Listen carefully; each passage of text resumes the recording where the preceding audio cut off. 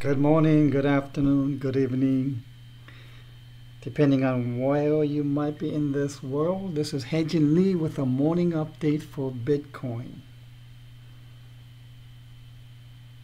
Here is a chart of Bitcoin where we left off last night. This is a very impressive impulse that is going on right now. So we rose from 5,800 to about 6,600 overnight. Beautiful. And I said that we need to give more chance for this C to be confirmed right here.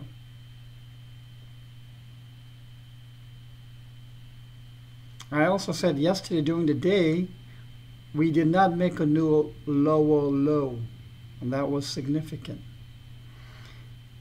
I also said last night that we need to make a higher high, and voila, we've got the higher high right here by a fact difference of $300 or so. From the peak of here to here is about $300. Very impressive. This is very nice.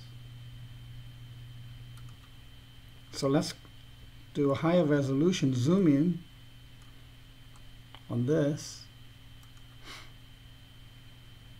and go to 30 minutes. There you go. Stretch it out a little more. So let's do some count here.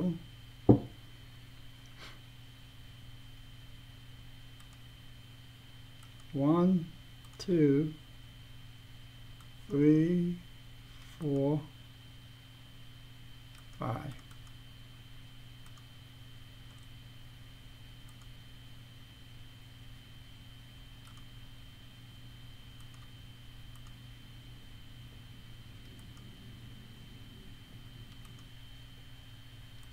So we have an impulse, 1, 2, 3, 4, 5 waves, clearly.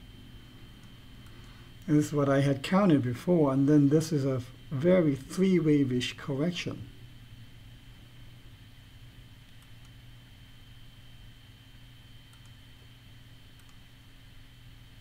A, B, C. And this C wave has 5 distinct subwaves. 1, 2, 3, 4, 5. So we have 5 waves, the requisite 3 waves completed, very deep retrace, and this is wave 3. Because then we have these 5 waves become subwaves to a higher degree wave 1. These ABC become subwaves to a higher degree wave 2. And then we have a higher degree wave 3 in progress. And this is just fantastic the way it looks. So it could look like this. 1, 2, 3, 4,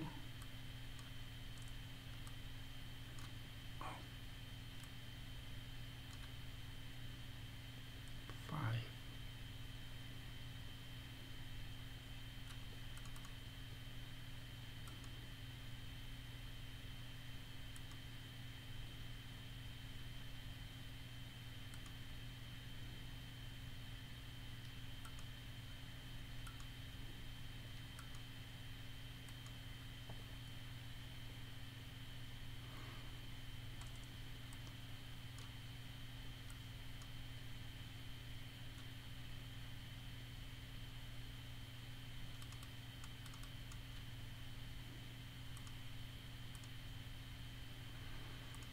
Okay, so we'll lay this out.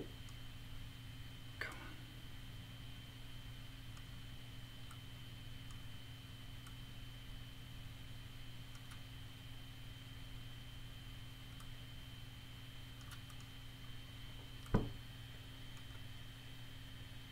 making 1 about the same as 5. I'm extending 3. So that is how I'm proportionating all of this. And I have to make sure the 4 does not overlap with the peak of 1.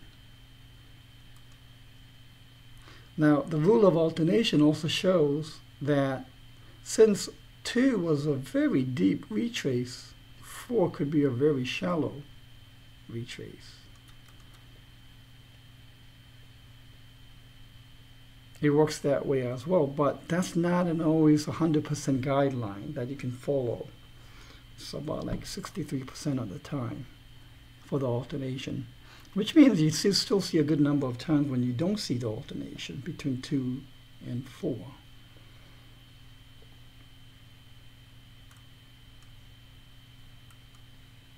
Now I'm going to put in the subwaves of wave 3. 1, 2, 3, 4, 5.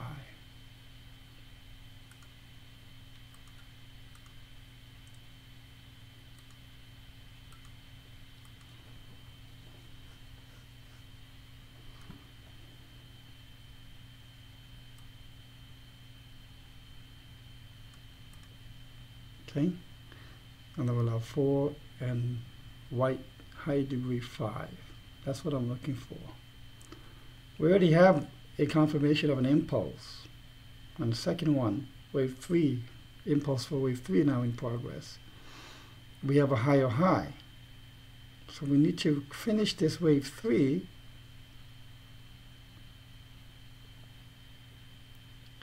and then 4 and then 5, which could take us to 7,800 or so, I believe. Now, let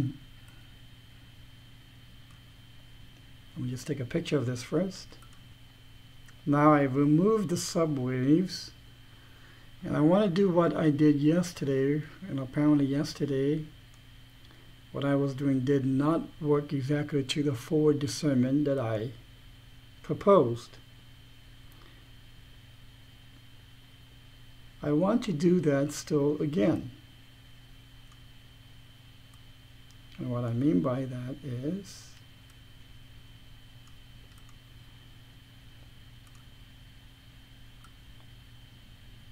draw a horizontal line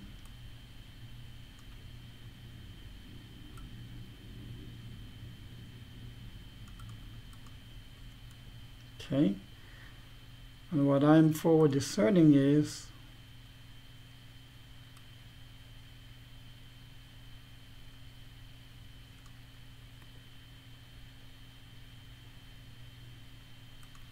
again, make it look a little more pretty.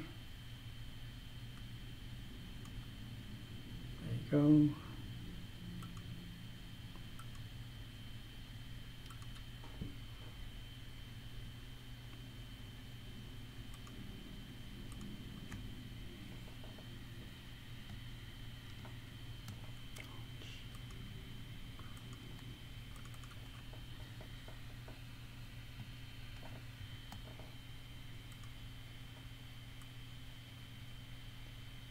Make this the left shoulder area.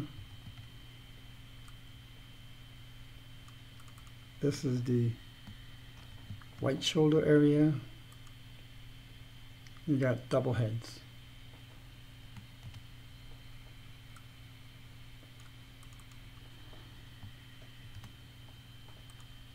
Okay. And then the minimum distance that could just, if one sees completed and confirmed, but where price can breach the neckline, the white line is called a neckline, I'm going to measure the minimum distance travel.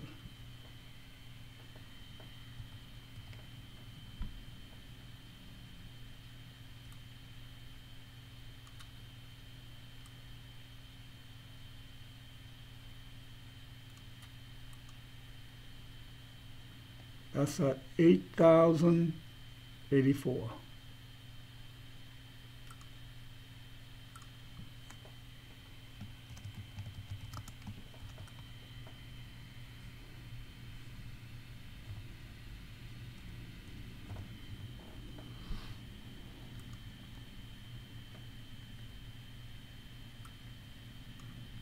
That is if the pattern completes and if it confirms by breaching the neckline.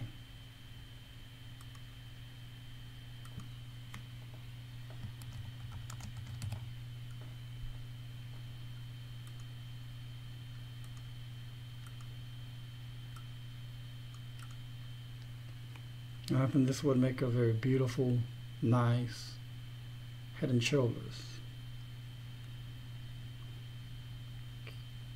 Not only that, but this could be again one of those head and shoulders embedded in another head and shoulder, where you could have a scenario like this.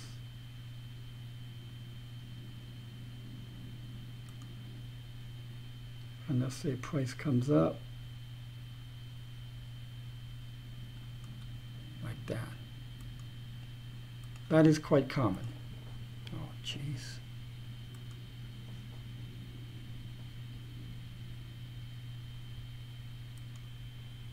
So once we get back to this Elliott wave, and when I combine it with the chart pattern recognition of head and shoulders with double heads, it's not too off in target. But what's more important is that they both point to the same direction of this reversal. That's what's really important. Not the target has to match up. If it does, great. But if they differ by a few $100, that's not the point. The point is I'm seeing a reversal here, and if I see a 5-wave trend, then the chart pattern recognition is also supporting that move. That's what's really important. By the way, I have this commenter on my blogs, Attila73, and he puts nothing of substance, nothing of value. So I've very simply muted him. And now I don't even see him. But I've been told that he keeps coming on. If you also find what he's saying is a waste of time and not helpful and not substantive or informative, you might also want to just simply mute him. Then you won't even see any of his nonsense coming in. I don't know what purpose he has or what's driving him. I have a friend who is a well-known author, and he said he found out that once he started becoming more well-known and famous, he found out that out in the media, as well as on YouTube or Yahoo discussion groups or wherever he went regarding his books, or on Amazon discussions, there simply are people who are out there who just don't like it for whatever reason. Maybe you offended them in another life, who knows? And they're out to destroy you. And there are people who are just outright simply mean. And I think in the case of hecklers and people who add no value in their comments without any much of a substance, I came into Stephen knowing full well that that could be quite probable. That's what I was told. And if that's the case, there's a very easy way to deal with that on Steemit. You mute them out. In fact, I have a good number of people already muted on my list. Not to be debunking them, but I just don't see the value in their comments. All right, that's the morning update. Let's see how the price takes during the daytime.